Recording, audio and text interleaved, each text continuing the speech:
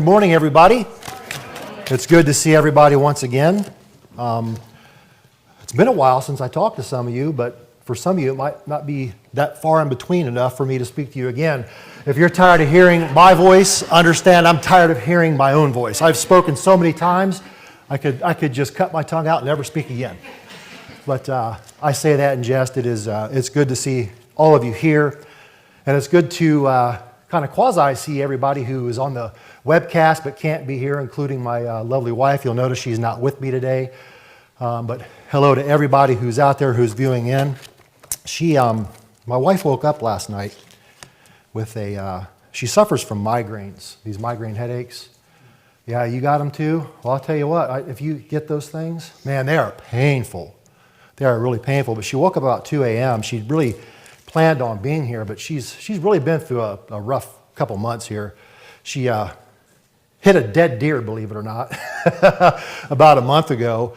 I won't say whether or not she was following the truck too closely or not. That remains to be determined. But so we had to take the car into the shop, and we had to get it fixed. And then not just a couple weeks later, after the feast, she hit a live deer and completely totaled our car.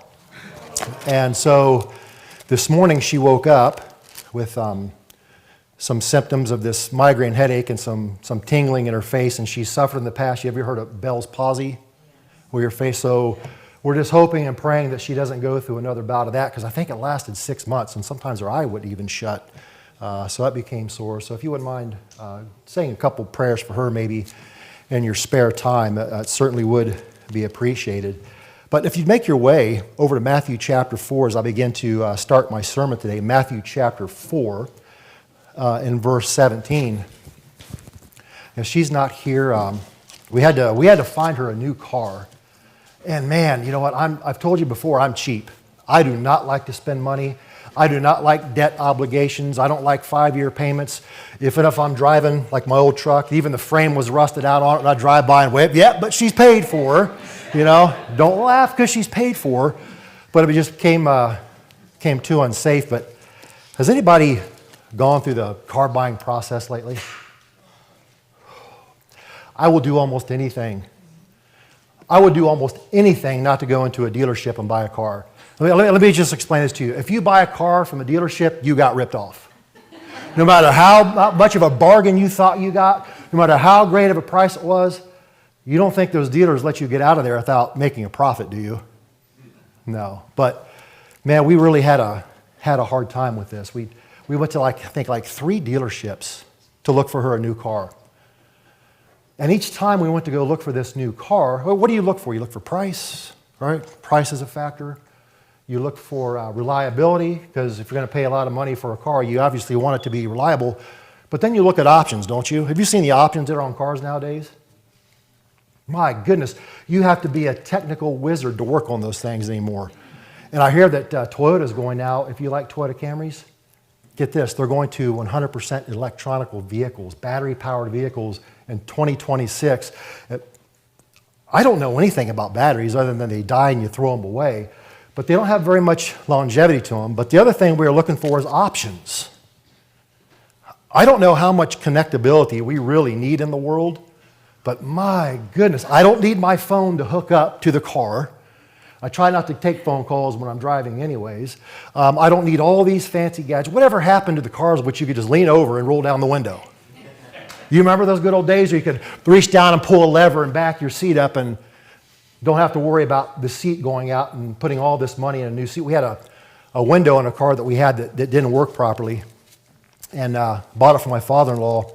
We went to get it fixed, and $900 for a window motor that would probably take me a half hour to replace, and that's because everything is tied into the security system, and everything is just so complicated nowadays, and so many things, brethren, have so many options today, it's hard to make a choice. You ever notice that? You go to the grocery store and you may want to buy some croutons or something as stupid as a crouton. You look up there, there's 50 different types of croutons. So I'll sit there for 50 minutes looking at these crouton options, wondering which one my wife wants. And you think, that's bad, go to a car dealership. It's bad enough going to buy a car, especially when you deal with some of the unethical things that are going on in dealerships. You ever notice that? You go look at the MSRP. And lo and behold, it's sometimes $10,000 to $12,000 over, because by the time you get there, they've loaded all these addendums to the car. Window tinting, cup holders. I looked at one that had cup holders that were like $250 option. I went online and found the same cup holders for $50. But by the time you get there, you're so optioned out, you don't know what to get. And then one of the tactics that I found that they were using lately is you find a car that you want online. You go to the dealership. And well, if it's happened one time, you think, okay, this is just kind of a coincidence. But, oh, sir, we don't know where that car's at. We can't find it. Oh, really? About an hour later, they come back after they've shown you the cars that they're really trying to get rid of. Oh, yeah, that one went to wholesale. That's no longer available. Three times we went to dealerships. Oh, well, that car left for wholesale yesterday. That car is no longer available. So there are some tactics and some ethical things to consider when you're buying these cars. And man, it could really be an anxious situation to try to find some of these things because of the options and the ethics that are being implemented. So I did something I've never done before. I bought a car online, sight unseen. You ever do that? You don't know what you're getting. Now, we lucked out, and instead of working on my sermon last night, I was trying to beat this delivery truck, trying to get it done before the Sabbath deadline there, so I wasn't conducting business on the Sabbath. We got it done, but man, it was really, really, really hard to get through some of that because some people just don't really have ethics in business anymore. And by the time you get out of that dealership, you realize, man, I've been ripped off. But I think we lucked out. But over here, church isn't, in a way, brethren, the same way. When you look for a church, don't you look for certain options? I got some statistics I'll back this up with. When people are looking for the truth, when people are looking for the church, they look for certain things. And I'll bring some empirical evidence up here in just a minute to show you what people are looking for in a church. But oftentimes, the most important things that get overlooked are truth and reliability, leadership structure, the things that you can count on. And over here in Matthew chapter 4, Jesus tells us something. I think it's important to review. You might remember this is part of the commission that he gave to his church and put it in a little bit different format. He says this: "From that time, Jesus began to preach to say, 'Repent, for the kingdom of heaven is at hand.'" That was the first gospel message that Jesus Christ preached, was repent. Get ready. The kingdom of God is at hand, right? So that was the first inspired message that was given by Jesus. And you'll excuse me today, brethren, if it sounds like I'm shouting. I don't have a whole lot of hearing in my right ear, so I might be speaking a little bit louder than normal. Right before the feast, my ear went about 90% deaf, and I don't know why. So if I'm a little bit loud, please excuse me for that. But he says this, he says, "The first disciples, and Jesus walking by the Sea of Galilee saw two brothers, Simon called Peter, and Andrew his brother, casting a net into the sea, for they were fishermen. Then he said to them, 'Follow me, I will make you fishers of men.'" And there's no esoteric message within this context that Jesus is saying here. I'll bring you to your attention to some Greek words that are used here. Follow in the Greek, and George is not here, so I'm free to butcher the Greek language all I want to. Deute implies more than walking behind. It means a commitment to being a disciple. So follow me, okay? The word fishers, I mean, that's pretty clear what he says. It's, if I can read my own handwriting, heliesis or heliopsis. It simply means someone who goes out and catches fish, all right? And then men, the Greek is anthropos. It means human being. So in this context here is the mission of the church, which is to go out and be fishers, not of fish, but fishers of men. And in here, there are four critical components of this by implication that Jesus mentions. He talks the metaphor within this context, and the metaphor is this. What's implied, that is. Implied within this context is evangelism and the casting of a net.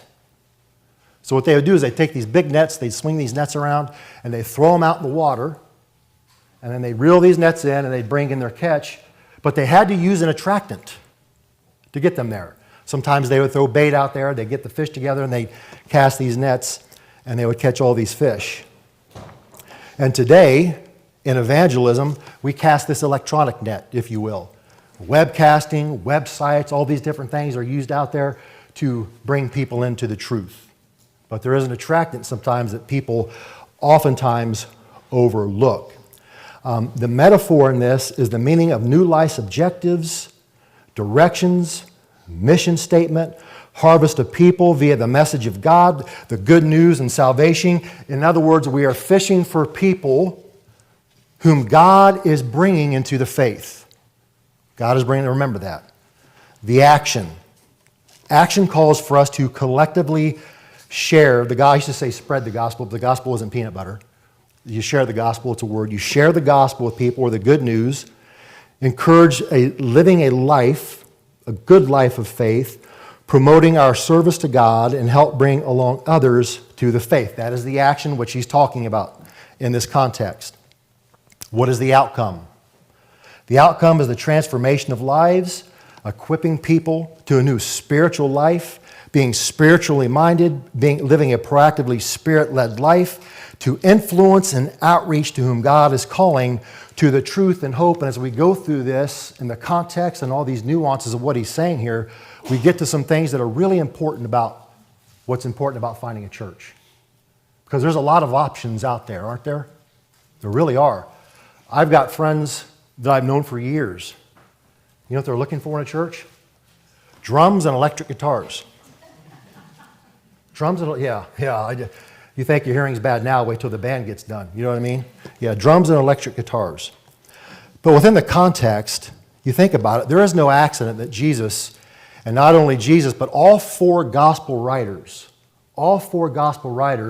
bring this into the context of being fishers of men, being the harvesting of souls through the drawing of God the Father. And sometimes we forget about that aspect, that God has an act in this, a part in this of your calling. And sometimes I think really what people are looking for in a church when they're searching for a church are all the wrong options. When you have certain things in place that are the good things, we ought to consider that. So preaching the gospel, brethren, is a lot like fishing. You have to have an attractant. You have to have the electronic net. You have to have people who are willing to do the work. It's a lot like that, like looking for a car, only hopefully there's ethics involved in fishing for men. If you don't have ethics when you're fishing for men, brethren, you won't have the good results. But over the years, suffice it to say, and I think I can speak on behalf of all of us because we've all seen it before, when you have new people come to the church, I've experienced this over the years. Unfortunately, I hear some things like, on the fortunate side, I hear the gospel truth. I like the message. The people are nice. I like the food afterwards. But, we just had this happen recently in Columbus. But I'm looking for something else. But wait a minute, we have the truth. Right? We have nice people. We have an evangelistic effort to cast nets to bring about people to God. But here's the things that I hear that are different, okay? It says, I've heard this over the years.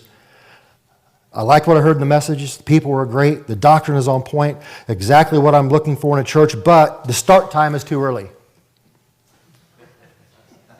Or the start time is too late. You ever hear that? Boy, if I could find the recipe to make everybody happy on start times, man, we would have this place packed. We're pretty packed today, actually. It looks pretty good from up here. There's nobody my age. Everyone is older. Oh, egads. Egads. Man, if you've never felt old before, just listen to that statement. But I can remember as a new churchgoer, man, this is probably back in 1996, 1997, when my wife and I came into the faith. She went into the church first because I was still working at the sheriff's office. I can remember once I made that commitment to quit my job, boy, it's been hard to recover. I've never recovered from losing that job, not completely. Man, that was a hard decision, a lot like a lot of you've gone through. Sometimes there's a cost to discipleship. There really is. But I can remember my first day in attendance, and I sat there in my chair like this. I could even show you the place where I was sitting. And I remember looking at my shoes, of all things, I was looking at my shoes, staring at the wooden floor. If you've ever been to Columbus, we got these nice, beautiful wooden floors there. Nice memorial hall with all these people who have sacrificed their lives in all these different divisions of the military. It really is a nice little place to be. But I looked at my feet, and I remember thinking to myself, man, that was worth it. Man, that was worth it. I'm finally here. I'm in a place where truth exists, where I've forced to relearn everything that I formerly believed, like Christmas and Easter, like Dave talked about. The challenging of my assumptions weren't something that turned me off, it was something that attracted me to the faith. And in order to have truth in a church, guess what you have to do? You have to challenge your assumptions. Some people that irritates, and some people, man, it's the attractant. The truth has got to be the attractant, not the programs, although those things are good. But let me continue here. As soon as I can read my notes here.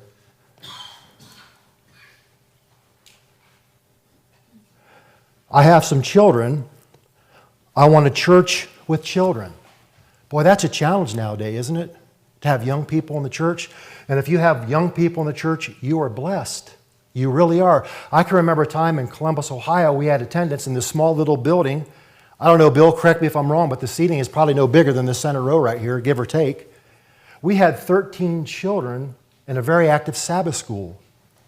And then, poof, it all went away because another church had better options with that. Here recently in Columbus, we had a visitor. They came by themselves, said the same thing. Man, these are great people. I loved what I heard in the message, but there's no children. And I said, well, how can there be children in the church? Every time we get children in the church, children in the church leave. Because there was just people with children here 2 weeks ago, and if you'd have just stayed 2 weeks, you'd see that there are children. There's no such thing as a perfect church unless you're willing to put in the time and investment to develop things, to become a pillar within the church, to make things happen that aren't there, and at the same time, be cautious to not overlook some foundational key things that are needed for a biblical church that are really the important components. Let me continue here. With children, there's no female pastors. I've heard that one. Let me take it a step further, and I'll apologize to all you women here in just a second after saying this. There's no gay preachers. Oh! You don't say. Well, there's a reason for that, because that's not biblical. And if you think I'm making that up, I had a guest speaker I liked pretty well. Showed up to Columbus several times. Seemed okay. Messages were fine. And then one day he let a little something slip. Maybe we should have an ecclesiastical meeting with all the churches to see whether or not we ought to ordain homosexuals into the ministry. Poop, poop, poop, red flags start going up right there. And it took everything that I was not to stand up and say, you're done. You're done. I let it go. And then I did it 2 more times. Maybe we should have a meeting, an ecumenical meeting amongst the churches. He wasn't in the Church of God International. He was an independent guy. Took some time for him to show me what he was really about. Okay? Then he said it several more times, and I said, I'll put it this way. You got to go. You got to go. We don't teach that. We don't believe that. We're not supposed to bring the culture of the world to the church. We're supposed to bring the church to the culture of the world. You got things backwards, buddy. And until you repent, do not ever come back. And I hate to say that. I hate to say those kind of things, but you got to sometimes, brethren. No female speakers, no gay ministers. These are things that I've heard. You preach politics, or you don't preach enough politics. Ay, man, what do I do here? What do I do here? Here's some more. You keep all of God's holy days, but Purim and Hanukkah. Purim and Hanukkah. I would say that if you have more biblical legislation to keep one of those days, it would be Purim, because it's kind of an open invitation if you read the books in which Purim are mentioned. Hanukkah is a Jewish fable. You know the miracle, the oil and the lamp? You remember the story? Well, according to the most earliest of rabbinical writings, that never happened. A lot of the traditions of Hanukkah, like the guild, like the chocolate coins and the dreidels, you know, sing dreidel, dreidel, dreidel. Those were outlawed by the earliest rabbis. Outlawed. Just something to consider as we go through that. But the focus shifts, brethren, on what we don't have and what we should have at the overlooking of the things that we do have. When you were looking for a church, were you looking for this? Think about it. You know how inconvenient it was at the times of your life when you're just living life and you're doing everything everybody else does? God never calls you when it's a convenient time. He calls you when it's the right time. God is never out of timing. Sometimes that's not convenient for us. But here, my wife and I are here. We're keeping Christmas. We're keeping all this stuff. I quit Christmas before she did. And it took some trials for her to understand that that's probably not the right thing to do. I remember we had this Rottweiler. His name was Willie. And Willie was 140 pounds. He had a head as big as a bowling ball. And one day I'm sitting in my chair looking out the window and I said, Angie, get over here. You've got to see the size of this Rottweiler running down the court. She goes, what? Where's Willie? Willie had decided to ram his head against the fence and break down the whole part of the fence down. He was just running the neighborhood loose, and he was chasing neighbors in the house. He was just trying to play, but they were scared to death of him. One neighbor said he kept knocking on my glass door trying to get in to play with me. He had a toy in his mouth trying to play. But it was Willie that taught her the lesson that we shouldn't keep Christmas, because she was putting a Christmas tree up. Willie would come and knock it down with his big bowling ball head. She would pick it up, put the ornaments back on, and after this happened several times, she looked at me and said, aren't you going to do something about this? Aren't you going to help me redecorate? And I said, nope. I'm not going to do that. Nope. If you want to keep Christmas, that's up to you, but I'm just not going to participate in that. But the truth, brethren, the truth is the attractant, not to the dismantling of programs like those things are all important. Those things you have to have, but sometimes they got to be developed. But if you have some very critical components that you find within a church, these things are really important. But here, to substantiate some of the things I'm saying, choosing a new church or house of worship. This isn't some fly-by-night company here. This is called the Pew Poll. You ever heard of the Pew Polls? This always comes out during political times. A recent Pew Poll says, Mr. Prospective President, that the people don't like you. Right? Pew Poll.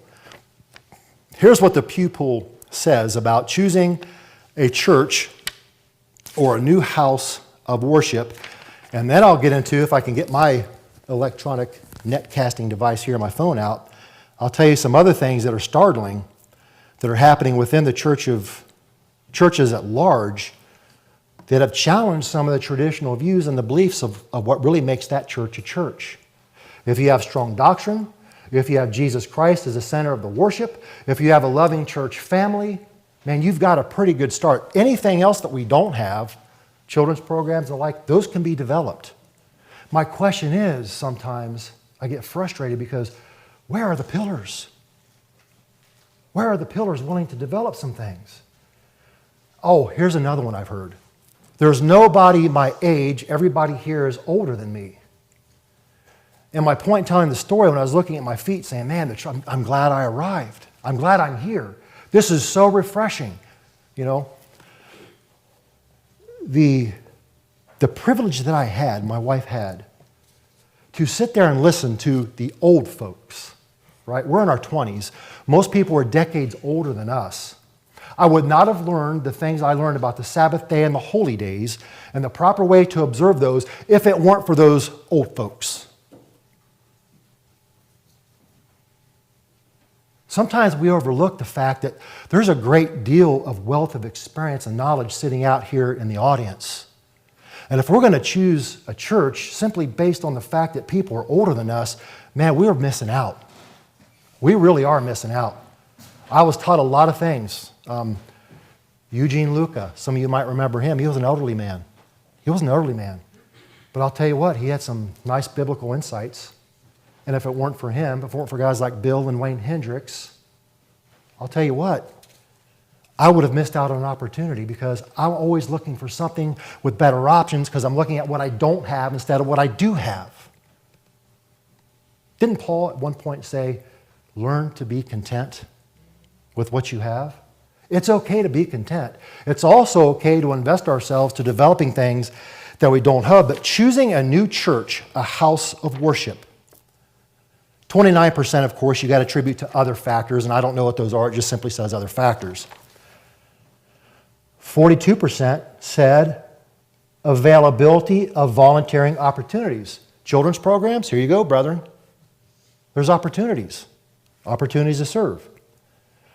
48, having friends, family in the congregations. I think if you have family in the congregations, you should realize how blessed you are.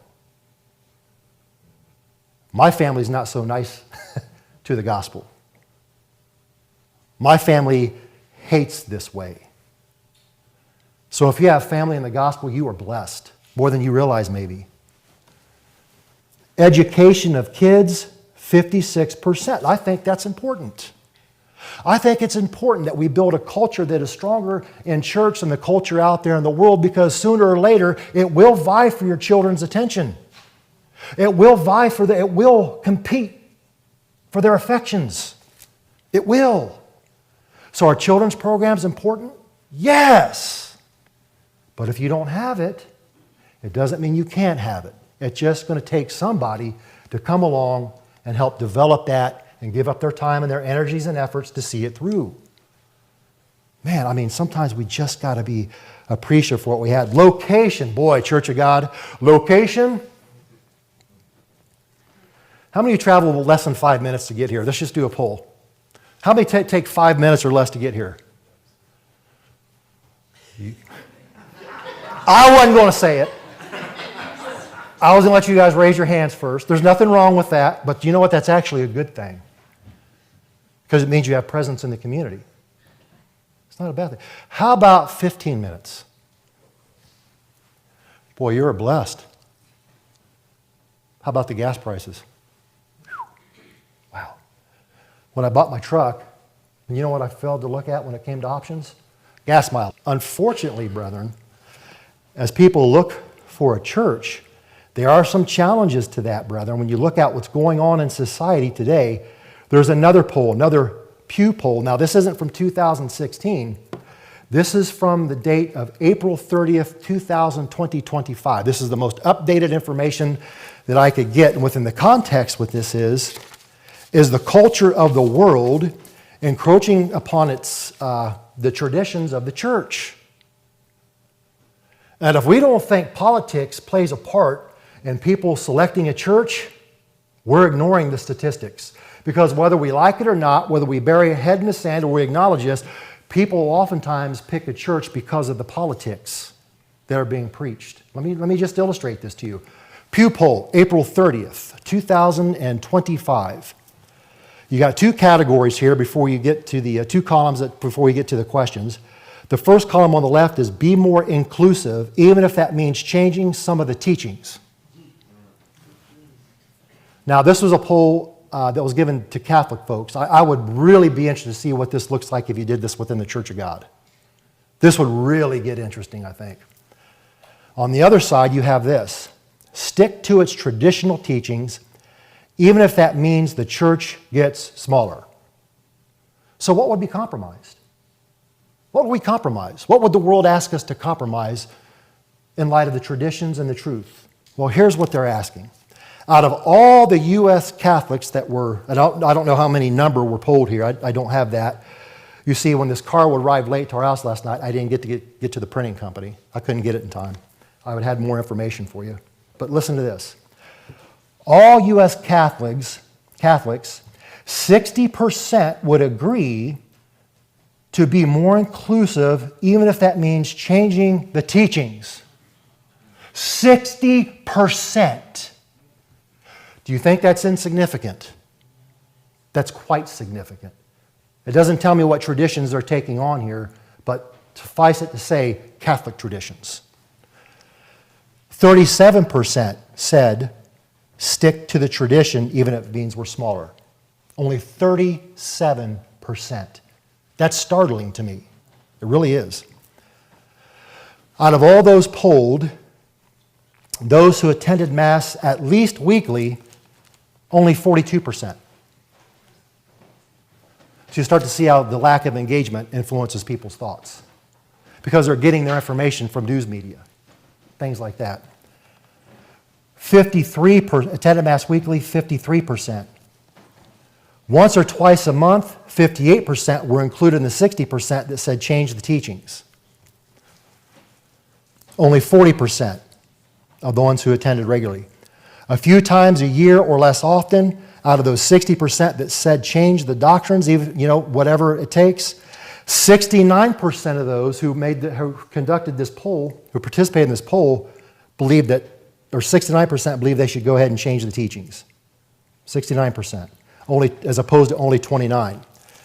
Out of those polled, white and non-Hispanic, 61% said change the doctrines, as opposed to only 37% that said keep the traditions. Hispanic, 56% were in favor of changing and only 40% were not. Ages 18 to 34, this is where things really get interesting to me. They really get interesting because you think some of these would be backwards. Ages 18 to 34, and by the way, when I say this, right before COVID, I don't know if you know this or not, right before COVID, there was a downfall, a downward trend in church attendance. That seems to have leveled off now in this modern time. It's kind of went from a downward turn, not an upward turn yet, but it's just kind of flatlined. You know who's leading the way in this? Believe it or not. One of the groups that we marginalize the most and we think are going to be the least likely to come to church, millennials, millennial males. Millennial males. Ages 18 to 34, 56% said change the doctrines, as opposed to only 40% which said keep the traditions. Ages 35 to 49, this is an interesting demographic, 61% said change the doctrines to be more inclusive. 61%. As opposed to 37%. The numbers don't change from ages 56 to 64, 61 to change, 37% to keep the traditions. But this is the one that surprises me. 65 plus. 65 plus. 62% said be more inclusive, even if it means changing the doctrines. By the way, the poll included counseling and ordaining homosexuals into the ministry. Where do you think they're getting their information from if they're not coming to church? The world! The world. That's where they're getting it from. Out of these polled, men, 55% were in favor as opposed to only 43% who wanted to keep the traditions. Women, 64% said change it all to be more inclusive, as opposed to only 32%.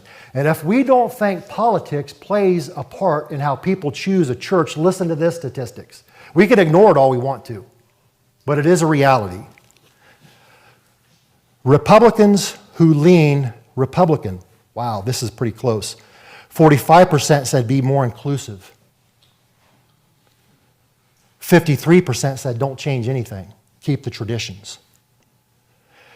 Democrats who lean Democrat, 75%. Let me repeat that. 75% said change the doctrines in order to be more inclusive, as opposed to only 21%. And the point of the poll that was taken here is what they're saying is whether or not people like some of the quality of the sermons or not because of politics, people vote with their feet. They really do. You know how many people, according to another poll that I couldn't print out, and I don't remember the name of it. I didn't go to church polls because church polls can be a little bit misleading. It was another well-named poll. Do you know how many people leave the church because they don't like hearing political sermons? Someone shouts up. How many do you think leave? What do you think the percentage is? 45? 30? Anybody else? 60? Up there, anybody? Guess? 20% or less. 20% or less. And so the message was in this Pew poll that I just read to you was this. Don't think that it doesn't factor into people's decisions as far as options are concerned. Because it does. Because there's this thing called ethics that people look for in a church. And unfortunately, if you look at some of the ethics that are out there, and I'm not pitting one party against the other, look at the issues. Look who supports homosexuality, same-sex marriages, and all that. I'm just telling you to look at it. That's all I'm saying, okay? But man, if you have some certain things that are in place, brethren, you know, the sermons, the topics, the doctrine, the truth, leadership structure that's actually biblical, a biblical type leadership. How many people, just out of curiosity, came up in the worldwide church? That's quite a bit of people, probably about at least a third, maybe half. How many of you like the leadership structure? You remember what that leadership structure was? Pyramid. Who was at the top? Who should have been at the top? Jesus. You know who should have been atop above the minister? The congregants. They had it backwards. You're not here to serve the ministry's here to serve you. And when you get that upside down and you get it backwards and you get it all out of kilter, guess what? It lends itself to abuses. And I've heard all kinds of stories about that. But the number one point I'd like to bring up, and I'd like to do this as a sermon series maybe, a sermon series if I could. Guys, could I get a time check? Where am I at on time? 22. You got 22 minutes. I got 22 minutes. Wow, here we go. Let's turn over to Matthew chapter 16. When it talk about leadership structure, Matthew 16.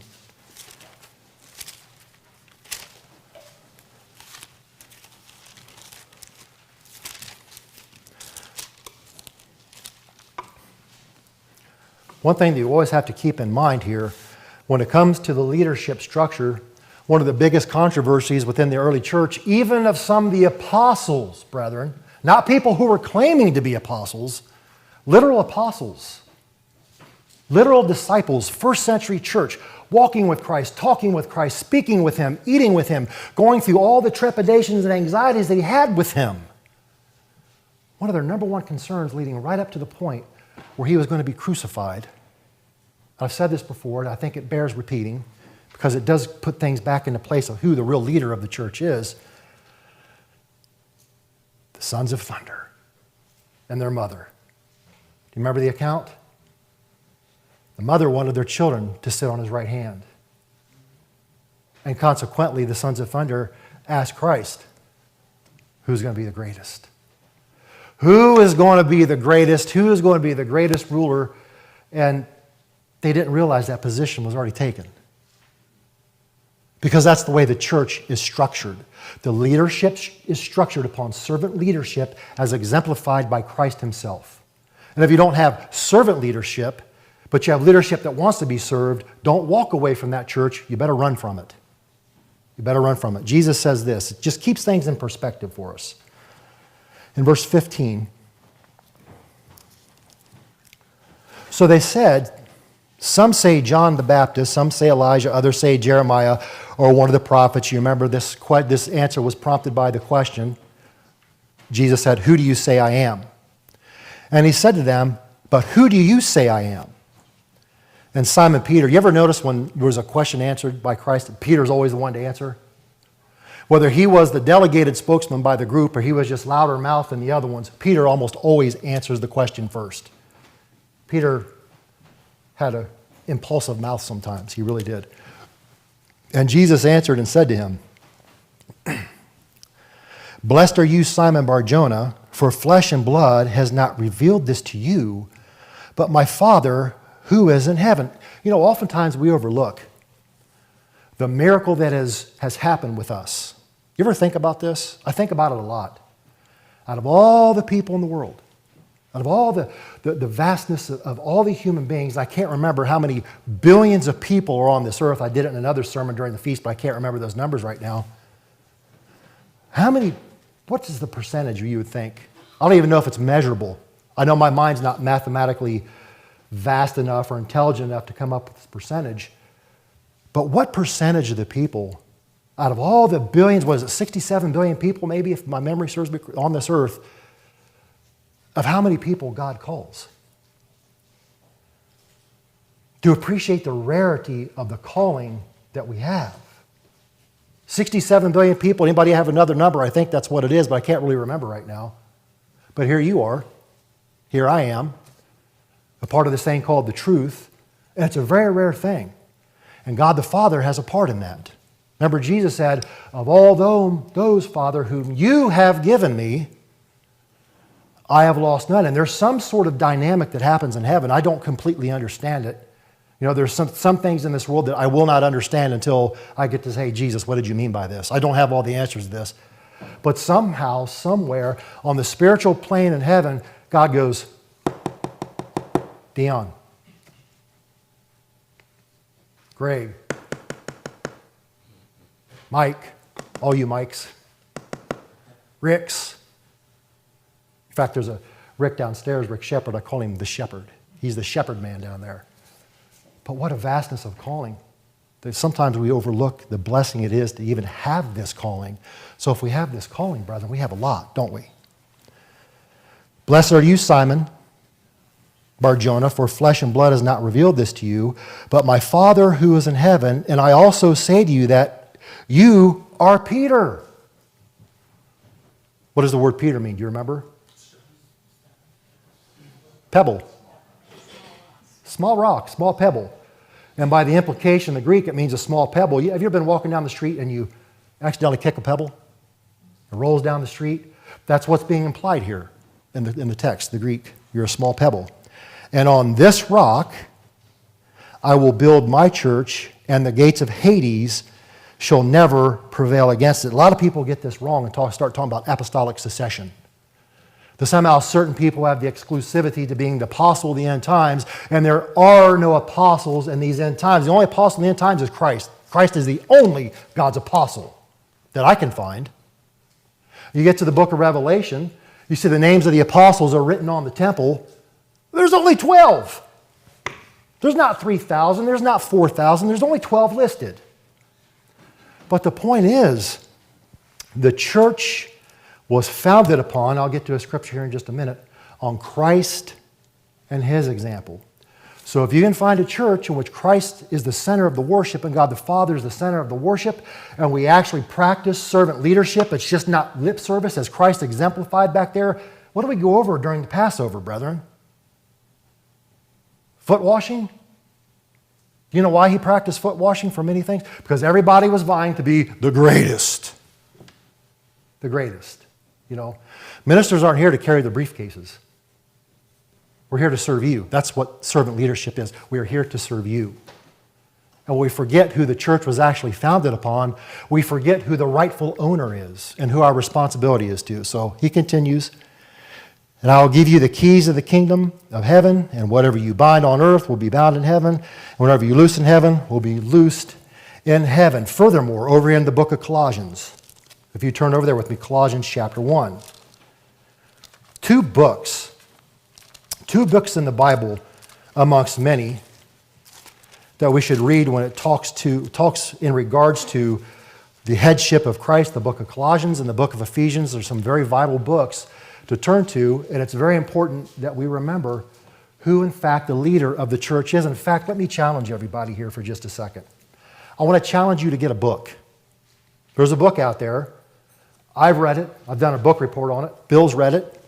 It was a requirement of those who were ministerial candidates to read and to write a book report on, to review, to see what really people thought about ministry, and get the book called An Urgent Call to Restore Biblical Eldership by Alexander Strauch. Get that book, read it, and not only read it, but hold me accountable to it. Hold me accountable to it. Because sometimes we can misstep and we can forget things. But the ministry needs to be held accountable to the words that are in that book. And as I'll lean upon some of Bill's word, you know what the only shameful thing about that book is? None of the ministry in the Church of God movement wrote it. It was written by a Sunday keeper. But I'll tell you what, if you want to see a biblical book that is written on how to minister people in the church or to shepherd the flock of Christ, Alexander Strauch nails it. So if you get that book and you hold me accountable to it, guess what? I can't get out of step. I can't get out of line. The leadership structure doesn't get skewed. At the top of the pyramid doesn't stand Bill Watson and Tony Buchert. At the top of the pyramid stands Jesus Christ himself. That's the truth of it. That's the leader of the church. And unfortunately, a lot of churches get that wrong. They really do. But in Colossians chapter 1, here we go. It goes to answer the questions that the apostles had. Who is the greatest in verse... let's just go ahead and let's start in verse... Let's go to verse 9. For this reason we also, since the day we heard it, this is Colossians chapter 1, do not cease to pray for you and ask you that you may be filled with the knowledge of his will and the wisdom of his understanding, and that you may have bands and drums and guitars in the congregation. Church is a place to come to learn from, brethren. Church is a place to come to have our assumptions challenged. Because you cannot have truth and you cannot be enlightened to the truth unless you have somebody else or yourself self-challenge your assumptions. What do I mean by that? All parts of the story need to be told, number one. Number two, we have to be open, to be critical-minded, critical thinking, to see whether or not that we're doing up here is correct. Challenge it, that's okay. That you may walk worthy of the Lord, fully pleasing him, being fruitful in every good work and increasing in the knowledge, because knowledge is power, right? Strengthened with all might according to his gracious power for all patience and long suffering with joy, and with younger people in the congregation of our own age. Does it say that? There are some key components to finding a church. Giving thanks to the Father. You know what I've noticed? Just as a side, I've noticed this. The Church of God does this really good. I usually hear at some point the Father invoked, whether it be prayer or in conversation. But sometimes when I go out to dinner with friends and family, I never hear the Father talked about. They always pray to Jesus, but the Father is never really a factor. I've noticed that. Jesus this, Jesus that. And sometimes we forget that God the Father is the primary focus of our worship. Not that Jesus isn't worthy of our worship, because we have the example by Stephen. Remember when he's being stoned? What did Stephen do? Who did he pray to? Christ. He prayed to Christ. But sometimes we forget the Father in this. So a church that is focused on God the Father and Jesus Christ and truth and knowledge, that's important. He has delivered us from the power of darkness and conveyed us into the kingdom of the Son of Love, in whom we have redemption through his blood and forgiveness. Charlie Kirk talked about this. I remember an expert from Charlie Kirk. I won't pull it up here because I don't know how to do it up here, and I don't have time to do that. But Charlie Kirk talked about this. He talked about having drums and guitars and loud music. I mean, there's a place for that. There could be programs for that. We used to have a talent show in Columbus. We called it the Talentless Show, where everybody would showcase their talents or the lack thereof. But I'm not saying there's not a place and time for that, but not during services, you know. I had someone ask me here recently. It was a serious question. I don't know if I answered it correctly, but it was a serious question. I answered it. I was asked when I was going to allow electric guitars and drums in Columbus. And I said, yeah, how about never? How about never? What, are you serious? Well, yeah. Because I kind of believe along the same vein of thought that Charlie Kirk believed. Church is for increasing our knowledge, to having our assumptions challenged, for correction, for reproof. That's the purpose of church. It's not saying you can't have a good time while you're here. Yeah, absolutely you can. But you can't allow the focus to get off of Jesus Christ and God the Father. It has to be that way. It just has to be that way. He is the image of the invisible God, the firstborn over all creation. Isn't it suitable, if you think about this logically, isn't it suitable that the Creator of all things also implement the structure of the church and the leadership style thereof? Very suitable. For by him all things were created that are in heaven and on earth, visible or invisible, whether thrones or dominions or principalities and powers, all things were created through him and for him, and he is before all things. This answers the disciples' question of who's the greatest. And in him all things consist, and that would include the church, the New Testament church. He is the head of the body, the church, who is the beginning of the firstborn from the dead, and in all things he may have the preeminence. There's the answer to the disciples' question, who's the greatest? There is no more debate about this. The debate's been over with. He is the greatest. But you know what gets in the way sometimes? Carnality. Carnality gets in the way. And we start talking about personalities. And over here, let's go to 1 Corinthians chapter 3 and verse 11. 1 Corinthians chapter 3 and verse 11. The focus on personalities is wrong. I've never heard a bad sermon. I've heard sermons that are easier to digest than others. I've heard speakers that are easier to listen to than other speakers, but I've never heard a bad sermon. There's always something to learn from it. And let me lean to the words of Bronson James, who I had a great deal of respect for. You can learn anything from somebody who stands up here and speaks, even if it's how not to do it. There's always a lesson to learn, always a lesson. And let's just break into the context of verse 1, 1 Corinthians 3. The carnal state prevents spiritual growth, and that not only prevents growth individually, but also collectively and corporately, if we have this mixed up. 1 Corinthians chapter 3 and verse 1. I fed you with milk, not with solid food. This is important, brethren. This scripture is important because when I did that sermon series on spiritual maturity, some of you may remember that, right before the Apostle Paul says this, he just told the Corinthian church, you guys are doing good. You lack in no spiritual gifts. You're doing good. But something happened along the way. They got their idea of leadership mixed up, and he says this, I fed you with milk and not with solid food, for until now you were not able to receive it, and even now you are still not able. He's saying, grow up. He told the church to grow up. That's what he's telling them. For you are still carnal, for where there are envy and strife and divisions among you, you are carnal and behaving like mere men. It's an indictment against the church. And you know when these things happen? When leadership gets a little bit too arrogant and full of themselves. That's how it happens. That's just how it happens. And you are carnal and behaving like mere men, for when one says, I am Paul, and another says, I am Apollos, are you not carnal? Who then is Paul? And who then is Apollos? But ministers through whom you believed, as the Lord gave each one. I planted, this is the role of the ministry and collectively of the church, to preach the gospel, to share that message of good news with everybody.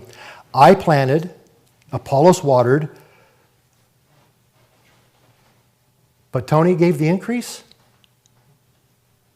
What does it say? Who gives the increase? God.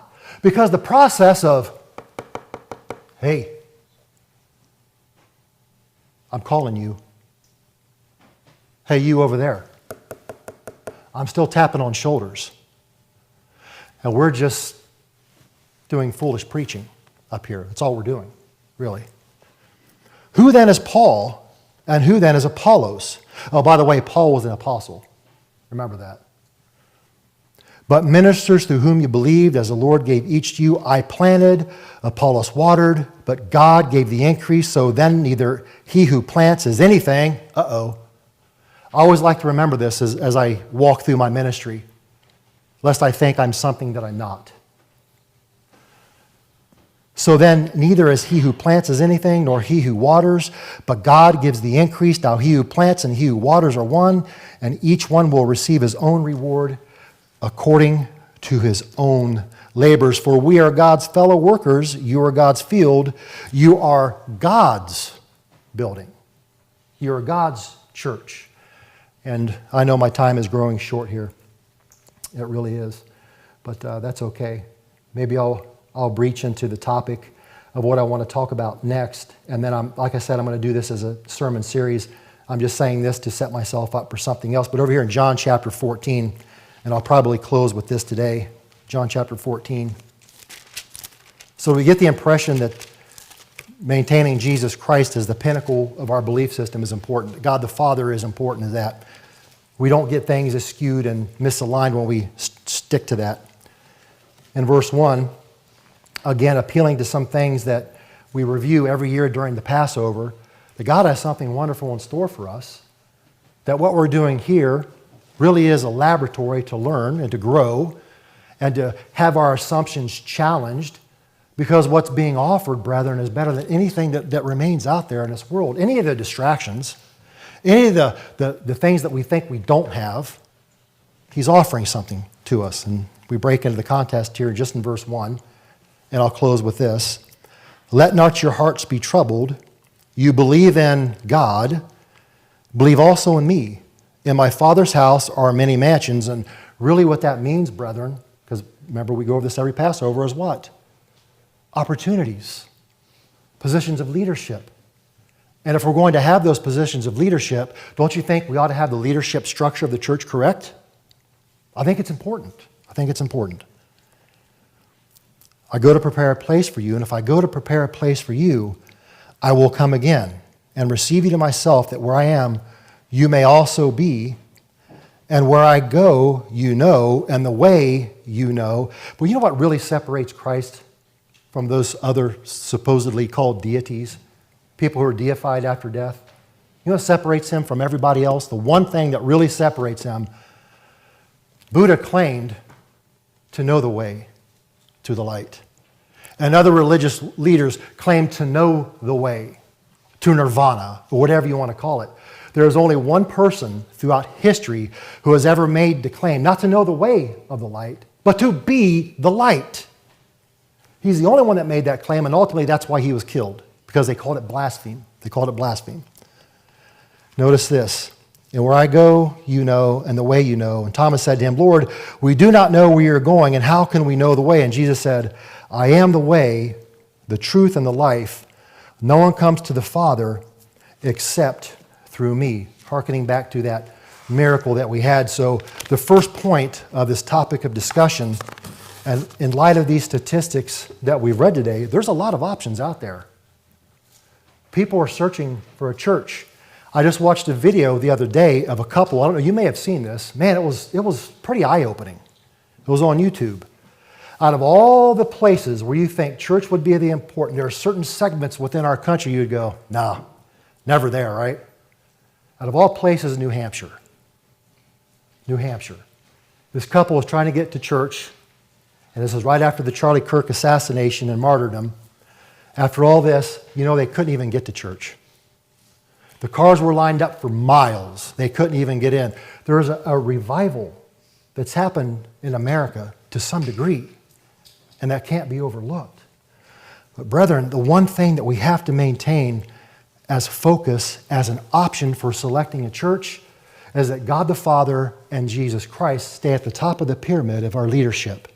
And as a result of that, we remember what Jesus Christ did in John chapter 6 that we reviewed during the Passover. It is really hard, if you think about it, to stand over people on a pedestal and put yourself up there when you're too busy rolling up your sleeves and washing their feet. That is the proper leadership structure of the church, of servitude and servant leadership. Next, we'll go into, brethren, the topic of truth as the real option and the real standard. Anything else we can add to that. But if you don't have truth, you don't have anything. So part 2, we'll breach in the context of truth and just how important it is. It's interesting, though, when Jesus said that, I am the way, the truth, and the life. You know, the outer court of the temple was known as the way. The middle was the truth. And the Holy of Holies was the light. He is the temple. And the church must exemplify his structure of leadership as one of the pinnacle key components of what we should be looking for in a church. Good afternoon, everybody. Good to see everyone here. Those of you on the internet, again, as John had mentioned, we apologize for the YouTube disconnect, but you should be able to default to the website as well as Rumble if indeed you have those accesses. So pass the word, whether it be through Facebook, because I think we're also on Facebook as well, and you can get that word out to those that maybe are a bit confused about that. I wanted to just kind of jump in right away here without any delay of time with regard to Jamaica. I got a email from Stephen Scales, who's a elder there in Kingston area, and I know Stephen very well, and he had mentioned here information is slowly emerging as we're able to connect up with a few more brethren in the western side of the island. The western side of the island, Montego Bay, Maroon Town, in those areas had really gotten hit bad. That's where the main rush was in terms of the rise of the ocean, the winds, and that's where the homes were totally destroyed. Many of those homes, I've been in those back hills up through those dirt roads and what have you, and many of those homes are just more or less, kind of very, very fragile buildings.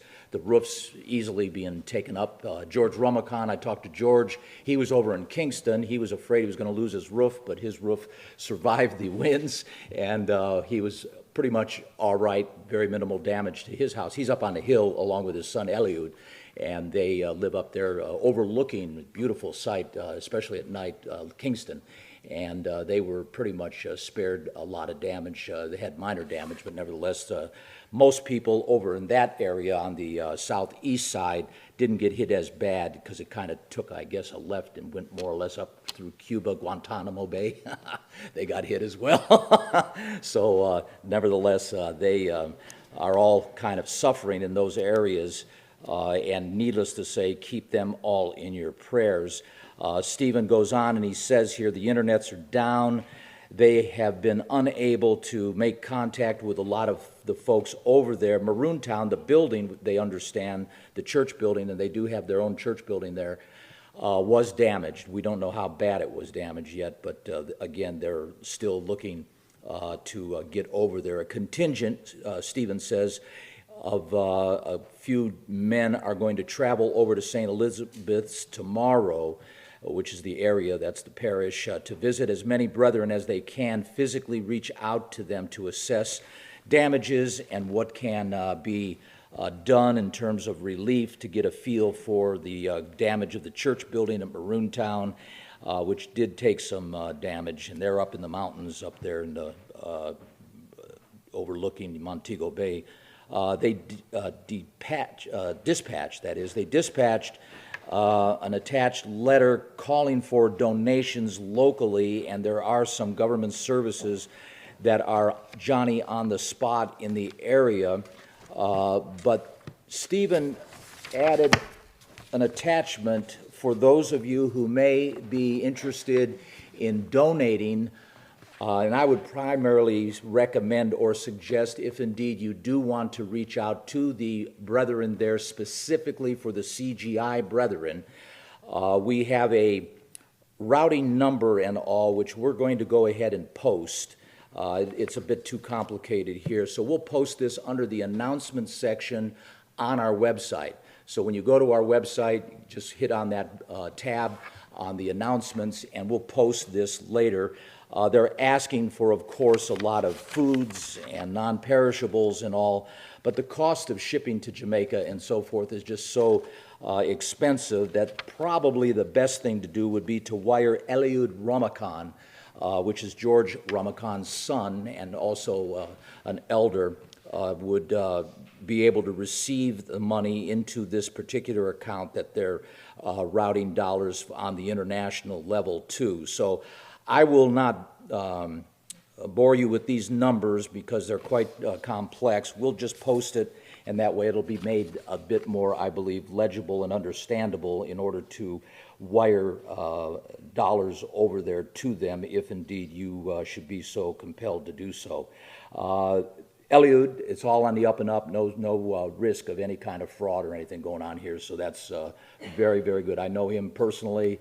I know George. George and I are very good friends, and this is George's son, and that money will definitely get to the people. You have my word on that. So we'll post this and go ahead and get that information to you as soon as we can, and hopefully those of you who would like to donate and get on the bandwagon to help your brethren there on the island of Jamaica, you can go ahead and then wire them money as per your interest in doing so.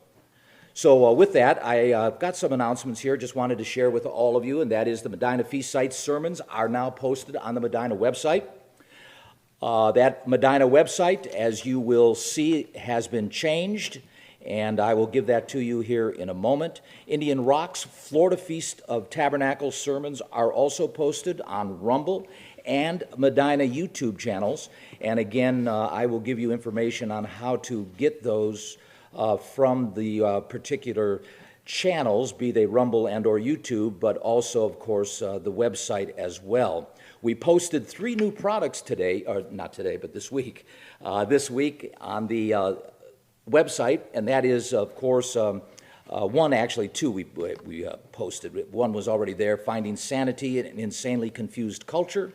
That was posted last week. And then 2 new ones, a new blog titled Diwali or Christ, Which Light is Truth by Jeff Flanick.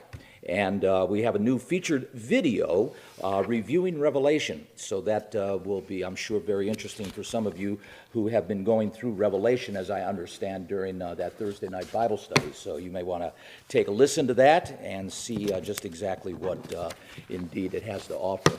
Okay, well, I have a special announcement I wanted to make today, brethren, and it's an important one, significant. You may want to, those of you on the internet, go ahead and get a pencil and paper, because I'm going to give you some new addresses that will definitely be a change from what you're used to in order to contact and or link up with this particular ministry here in Medina.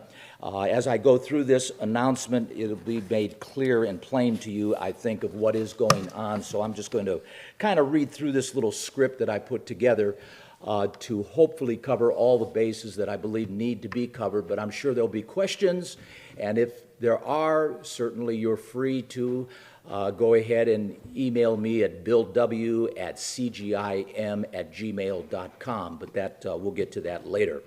But at any rate, hopefully you're getting pencils and or paper to be able to write some of these new addresses down. But first I want to you to all know that my wife and I, since leaving the Worldwide Church of God back in 1983, after 12 years of fellowship there, joined the CGI, the Church of God International, in that year, 1983. In 1986, 3 years later, Garner Ted Armstrong ordained me into the ministry, and I want to emphasize this, into the ministry of Jesus Christ. I voluntarily served under the banner and within the organization of the Church of God International for roughly 39 years in ministerial service. I'm probably the oldest minister in the Church of God International, at least active anyway, in service. The first 17 years of that ministry was primarily unsalaried. I was running my water treatment business. As many of you know, I was in water treatment for approximately 31 years as a career, installing, managing, designing water treatment systems, process fluids, and recycling and reclaiming wastewater treatment systems for platers and E-coat paint lines, and mostly industrial and or medicals, pharmaceutical manufacturing. And I did that for about 31 or so years until I sold my business. At some point, a larger company bought my business, and I was hired by the Church of God International and went on salary for the next 22 years in around 2002. And I'm taking opportunity for many of you there on the internet that may not know me, but have been following this ministry. But I thought it would be helpful to you to have a little bit of a backstory of my background.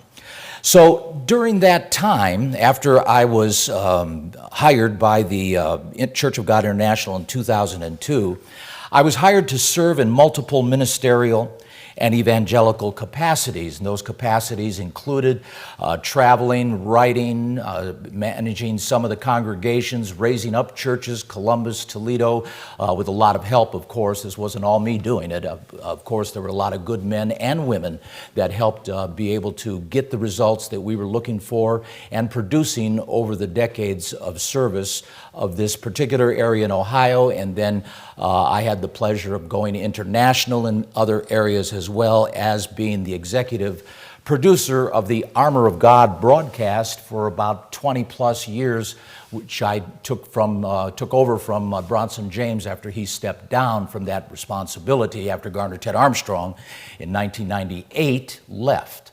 And we produced that production, Armor of God broadcast, as I say, ongoing, till about 2024. This is not the Armor of God podcast that's going on now. I had nothing to do with that. But the Armor of God program that went for years was, in fact, under my care and production. In addition, I served on the Ministerial Council for 20 plus years. 6 years of that was as chairman of the council, as well as serving in Canada and Jamaica, and traveled to the Philippines, Australia, and so forth, and have been quite active for the Church of God International over those 22 years of service.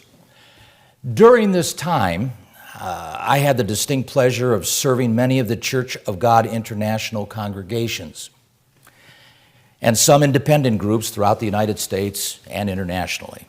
I've met some very wonderful people over the decades with great hearts, caring spirits during those years of service.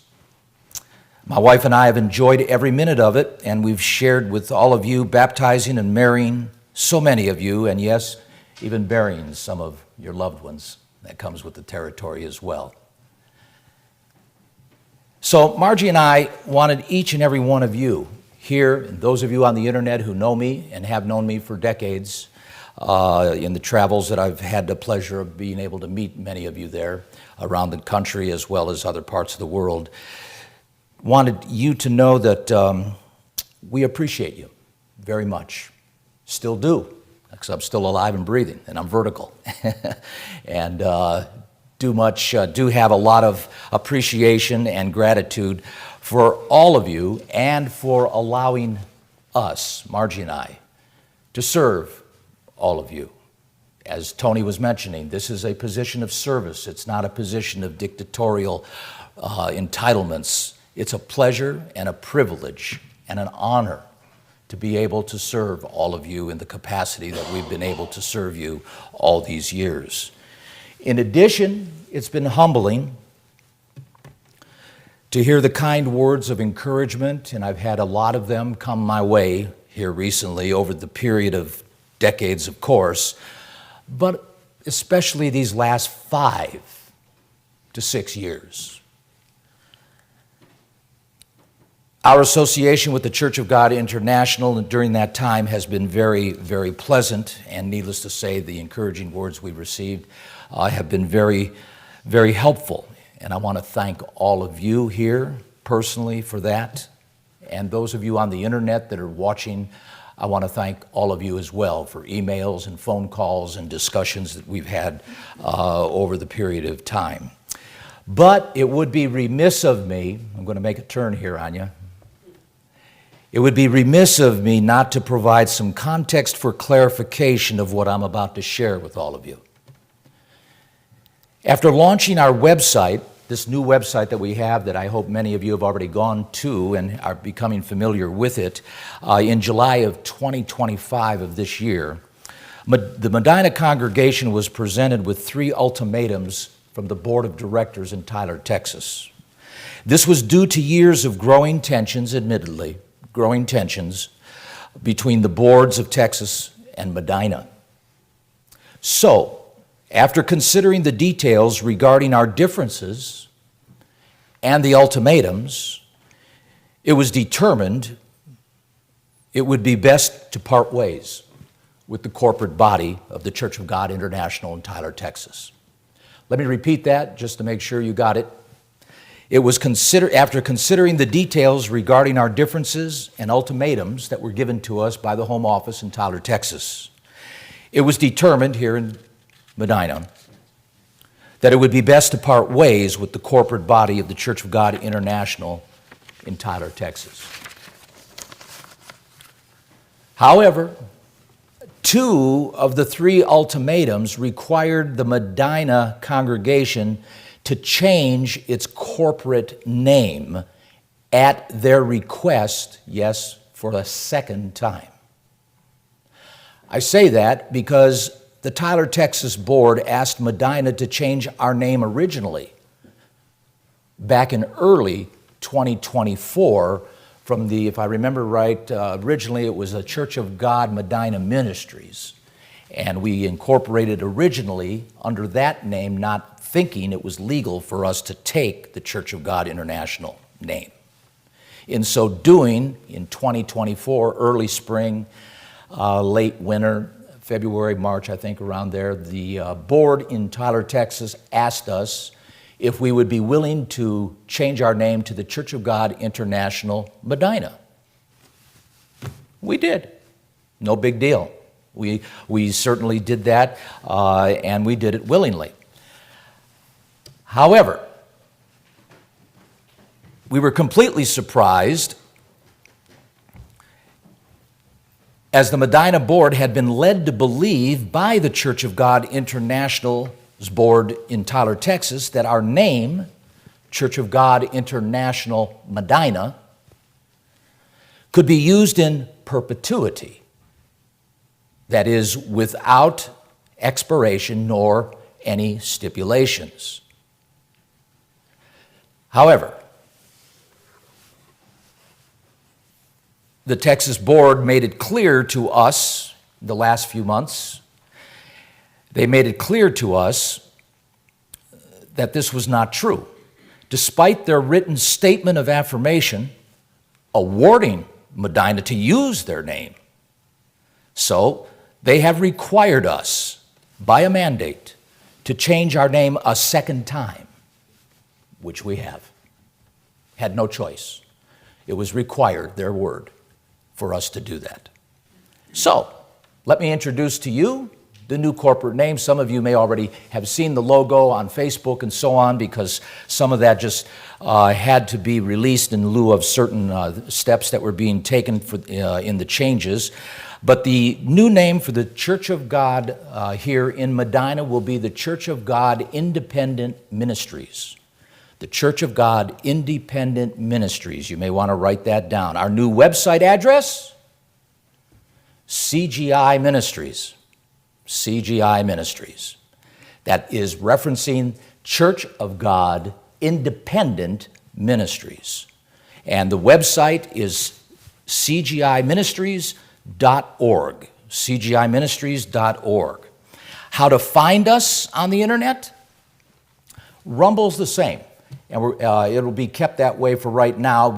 Most of you who are on Rumble, I think, know how to get there. Go to rumble.com, and then in the search bar you put, I think, COG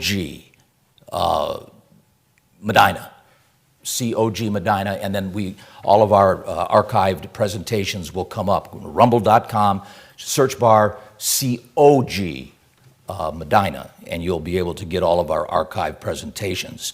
To find us on Medina's YouTube channel, that's this congregation's YouTube channel, you go to youtube.com, get on the website, youtube.com, and then in the search bar, put in a CGI Ministries. That's all you've got to do, CGI Ministries. Now, if you make a mistake and put in Medina CGI, when you change your addresses and you bought a new home and you're having your mail forwarded, it should send you over to our platform. So CGI Ministries would be the correct entry into the search bar once you're on youtube.com. Go to youtube.com, search bar CGI Ministries, and you should be able to go ahead and see all of our displayed presentations. My email address is going to stay the same, bwcgim@gmail.com. That's bwcgim@gmail.com. That remains the same.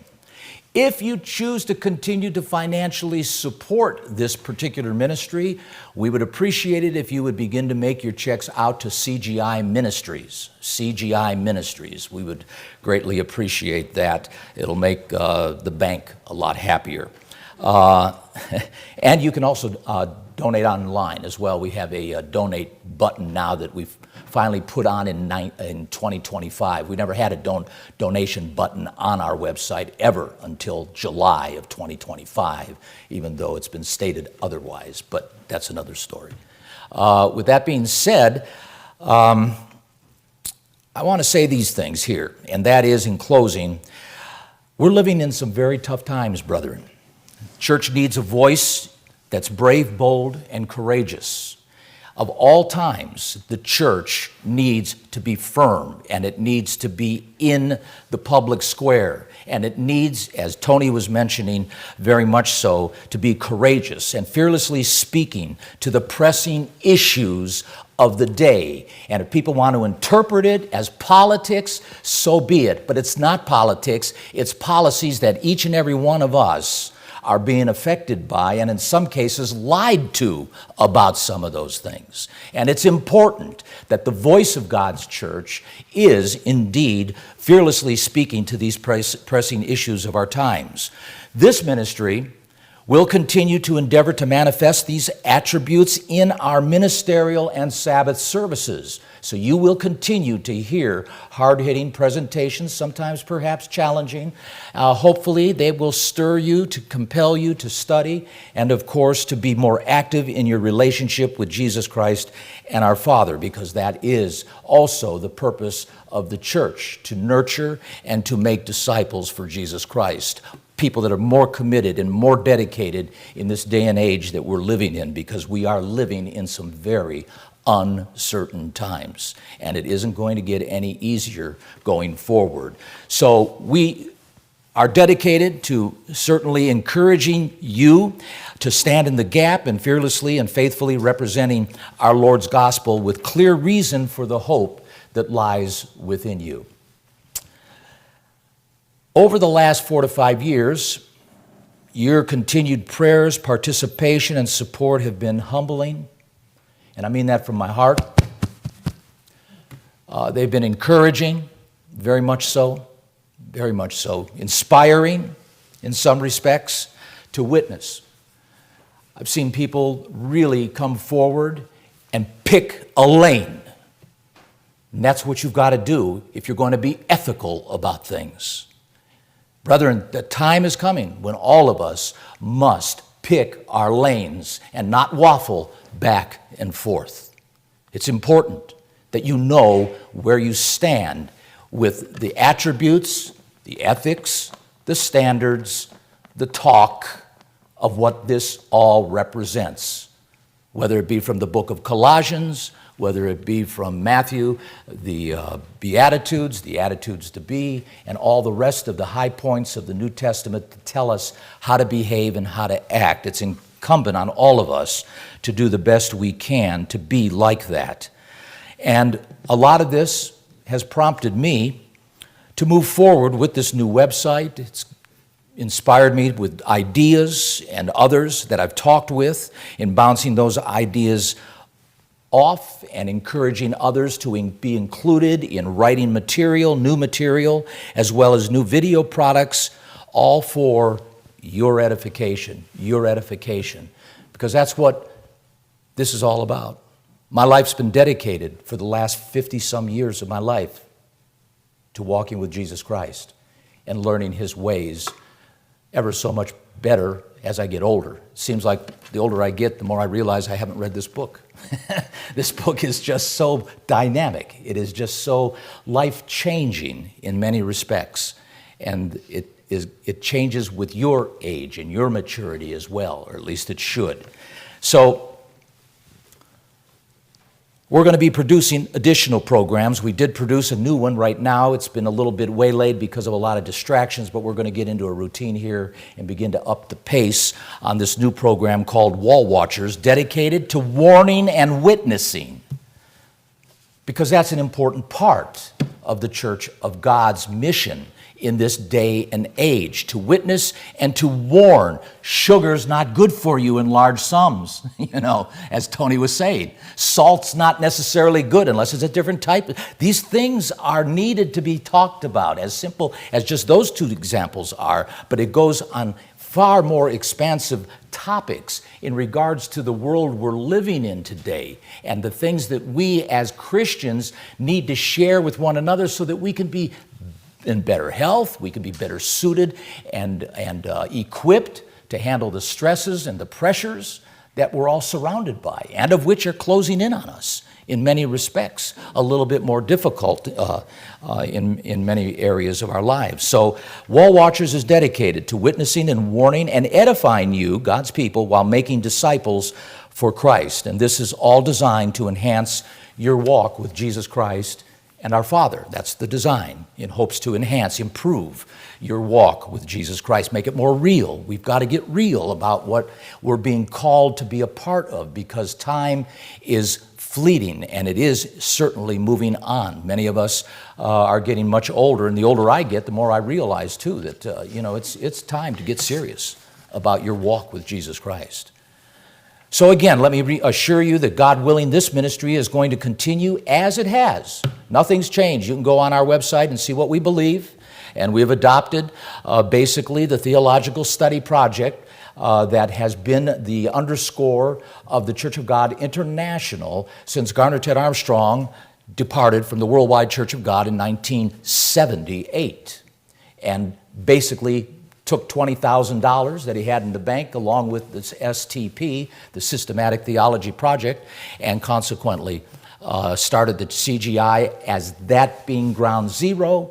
Any changes from that has to go through a process of which we are going to maintain. Nothing's changed in those areas. Our statement of beliefs are all going to remain the same, and consequently, we will go on from there. So we're hoping, of course, that God will bless this ministry with the gain of substance to be secure, to be a stable and guiding voice in a world that has lost its way, lost its way in a very dark world, and it's getting darker. And wait till you see what's coming, because no one can stop what's coming. Wait till some of these things really begin to manifest, and the corruption that you and I have been subjected to for literally decades, especially this side of World War II, all come to fruition. I've been called a conspiratorial individual. I'm not a conspiracy believer. As a matter of fact, as often said, the only difference between conspiracy and reality is about 6 months, depending, of course, on what the issue is. If it's a real complex issue, like maybe the voting of 2020, it might take a little bit more for that conspiracy, quote unquote, that conspiracy to come to fruition and become into the light so people can see it for what it is. But time will tell. Time will tell on that. Nevertheless, clearly it will become more difficult for all of us as Christians in the future, but together, I hope and I pray that we'll be able to produce a great work, a greater work, a work that will continue to glorify our Father in Jesus Christ, and hopefully result in us all being told, "Well done, you good and faithful servant, enter into my kingdom." Because that's what it's all about, brethren. To get into that, that's the Feast of Tabernacles reminded us all about, is to get into that kingdom. Make sure you're starting to plan already for that kingdom in metaphor for 2026. We've already secured a meeting place down there in Florida. It's already done. So we got this contract signed, down payment paid. We're secured for, God willing, no hurricanes or anything, but nevertheless, 2026 for a Feast of Tabernacles. So plan on achieving your presence in that kingdom of God in metaphor. God's watching you. Are you planning? Are you saving? Are you preparing? Because in those little things, it tells God a lot about you on whether or not you're truly dedicated. Because if we can't be dedicated and committed to the small things, how can we really be committed and dedicated to the real deal of getting into his kingdom? Talk is cheap. You've got to walk the talk. That's what we've got to do, and it's very important that we do. So keep in mind, we are now the Church of God Independent Ministries, and our new address for the website is cgiministries.org, cgiministries.org. Any questions, and I know perhaps there may be some that you're thinking about, feel free to email me at bwcgim, that's bwcgim @gmail.com. Brethren, thank you so very much. And again, from the bottom of my heart, I really do appreciate each and every one of you. I'm grateful for meeting many of you and coming to know you over the last few years that we've known each other, and some of you that I've known for decades. And again, thank you for your continued prayers and support. Have a great Sabbath.